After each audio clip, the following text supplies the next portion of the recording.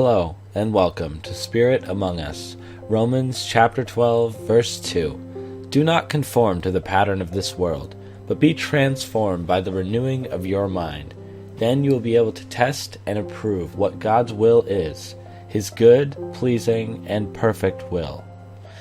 The other day we talked about making our own plans for the future. We talked about how it can be helpful in many ways, and even necessary to any sort of success in life.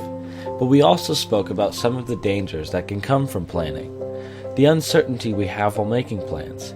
The uncertainty that anything will actually work out, because we just don't know. It can be bad from the uncertainty, but it can also become a problem when we are in a complicated situation. If we find ourselves in a spot where we are facing a problem, we naturally try to fix it by planning out our future. But what if the problem is too complicated?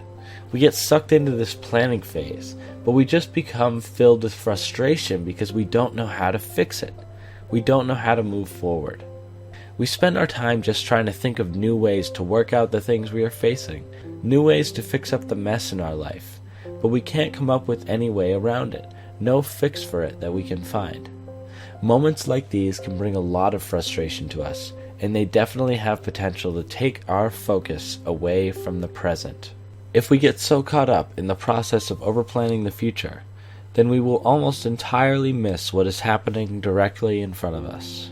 But that is why God doesn't want us to overplan this much.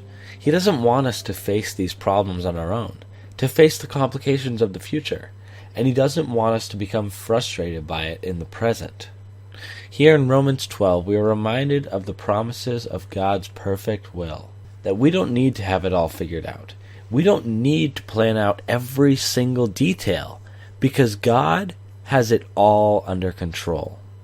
All of it is in His plan, and His plan is perfect. Satan uses the stress of overplanning to take our focus away from the present moment. But God's plan and will have power over the enemy, and they always will. So take some time today to look at your life. Give God the job of overplanning, and let Him fill you with His unending peace. Thank you for watching, and God bless.